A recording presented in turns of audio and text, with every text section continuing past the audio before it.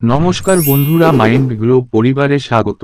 বন্ধুরা, বিজ্ঞান আর প্রযুক্তির এই যুগে আমরা একের পর এক বিস্ময়কর অগ্রগতি দেখছি। আজকের ভিডিওতে আমরা জানব এক অভাবনীয় আবিষ্কার সম্পর্কে।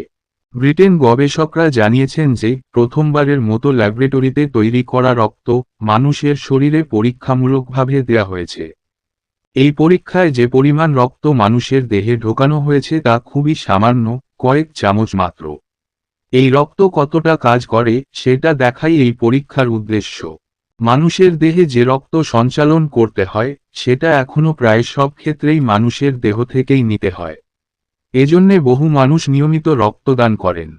কিন্তু গবেষণাগারে কৃত্রিমভাবে রক্ত তৈরির এই পরীক্ষার আসল উদ্দেশ্যে সেই সব বিরল গ্রুপের রক্ত তৈরি করা যা সংগ্রহ করা খুব কঠিন। যেসব রোগের কারণে শরীরে নিয়মিত রক্ত সঞ্চালন করার দরকার হয় তাদের জন্য এর প্রয়োজন খুব বেশি। মানুষের দেহের রক্তের সঙ্গে যদি সঞ্চালিত রক্ত না মেলে তখন শরীর এই রক্ত প্রত্যাখ্যান করে এবং চিকিৎসা ব্যর্থ হয়। একজনের রক্তের সঙ্গে শুধু আরেকজনের রক্তের গ্রুপ মিললেই হবে না, এই মিল হতে হবে আরও অনেক বেশি।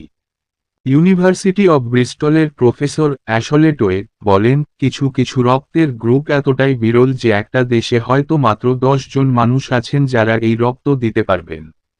যেমন পুরো যুক্তরাজ্যে ব্লাড ব্যাংকে যত রক্ত আছে তাতে এই মুহূর্তে বম্বে ব্লাড গ্রুপের মাত্র 3টি ইউনিট আছে। এই রক্তের গ্রুপটি প্রথম শনাক্ত করা হয়েছিল ভারতে। এই গবেষণাটি যৌথভাবে পরিচালনা করছে ব্রিস্টল, কেমব্রিজ, লন্ডন এবং ন্যাশনাল হেলথ সার্ভিসের ব্লাড অ্যান্ড ট্রান্সপ্লান্ট বিভাগের গবেষক দল। রক্তের যে লোহিত কণিকা ফুসফুস থেকে অক্সিজেন বহন করে শরীরের অন্যান্য অংশে নিয়ে যায়, এই গবেষণায় সেটার উপরই মনোযোগ দেওয়া হয়েছে। স্বাভাবিক প্রক্রিয়ায় দান করা 1 পাইন্ট রক্ত দিয়ে কাজটি শুরু হয়। এরপর এই রক্ত থেকে চুম্বকের মাধ্যমে এমন কিছু নমনীয় স্টেম সেল বের করে আনা হয় যেগুলোর লোহিত রক্ত কণিকায় পরিণত হওয়ার সম্ভাবনা আছে। এরপর গবেষণাগারে এগুলোকে বেশি সংখ্যায় বড় করার জন্য এমনভাবে রাখা হয় যাতে এগুলো পূর্ণাঙ্গ লোহিত কণিকায় পরিণত হতে পারে। এই প্রক্রিয়াটি শেষ হতে প্রায় 3 সপ্তাহ সময় লাগে এবং এই সময়ের মধ্যে 5 লাখ স্টেম সেল থেকে প্রায় 5,000 কোটি লোহিত রক্তকণিকা তৈরি করা যায়।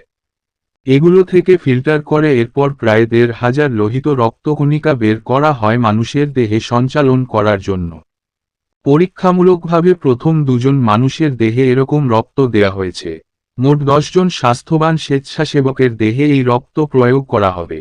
তাদেরকে অন্তত 4 মাসের ব্যবধানে 5 হতে 10 মিলিমিটার পরিমাণে দুবার ল্যাবরেটরিতে তৈরি রক্ত দেয়া হবে। এই রক্তে এক ধরনের রেডিওঅ্যাক্টিভ ট্যাগ দেয়া আছে যাতে বিজ্ঞানীরা বুঝতে পারেন এই রক্ত কতদিন টিকে থাকে। আশা করা হচ্ছে যে ল্যাবরেটরিতে তৈরি রক্ত স্বাভাবিক রক্তের চেয়ে অনেক বেশি টিকবে। লোহিত রক্ত কণিকা সাধারণত 120 দিন টেকে, এরপর এগুলো প্রতিস্থাপনের দরকার হয়। যখন কোন ব্যক্তি রক্ত দান করে তখন সেই রক্তে সাধারণত নতুন এবং পুরনো 2 ধরনের লোহিত কণিকাই থাকে। কিন্তু ল্যাবরেটরিতে তৈরি রক্তে সবই নতুন লোহিত কণিকা, কাজেই এই রক্ত পুরো 120 দিন কাজ করার কথা। গবেষকরা মনে করছেন এর ফলে ভবিষ্যতে হয়তো রোগীর দেহে অত ঘন ঘন রক্ত দিতে হবে না বা পরিমাণেও হয়তো কম লাগবে। তবে এক্ষেত্রে এখনও বিরাট আর্থিক এবং প্রযুক্তিগত চ্যালেঞ্জ আছে। যুক্তরাজ্যে ন্যাশনাল হেলথ সার্ভিসে রোগীকে একবার রক্ত দিতে গড়ে খরচ পড়ে প্রায় 130 পাউন্ড। ল্যাবরেটরিতে রক্ত তৈরিতে খরচ পড়বে অনেক বেশি, তবে গবেষকরা এখনও বলছেন না এই খরচের পরিমাণ কত হতে পারে। আরেকটা চ্যালেঞ্জ হচ্ছে মানুষের দেহের রক্ত থেকে সংগৃহীত স্টেমসেলের সক্ষমতা কমে যাওয়ার কারণে কত রক্ত এ থেকে তৈরি করা যাবে তার একটা সীমা আছে। এক্ষেত্রে এখনও অনেক গবেষণার দরকার হবে। এনএইচএসের ব্লাড অ্যান্ড ট্রান্সফিউশনের মেডিকেল ডিরেক্টর ফররুখ শাহ বলেন, এই গবেষণার মাধ্যমে লোহিত রক্তকণিকা উৎপাদনের ভিত্তি রচিত হচ্ছে। সিকেল সেলের মতো রোগে আক্রান্ত মানুষের দেহে এই রক্ত নিরাপদে সঞ্চালন করা যাবে।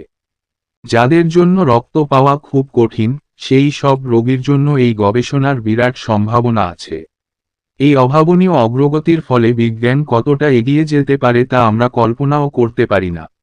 আমাদের সাথে থাকুন আরও আকর্ষণীয় ভিডিওর জন্য। লাইক, শেয়ার এবং সাবস্ক্রাইব করতে ভুলবেন না। পরবর্তী ভিডিওতে নতুন কিছু বিষয় নিয়ে দেখা হবে। ধন্যবাদ।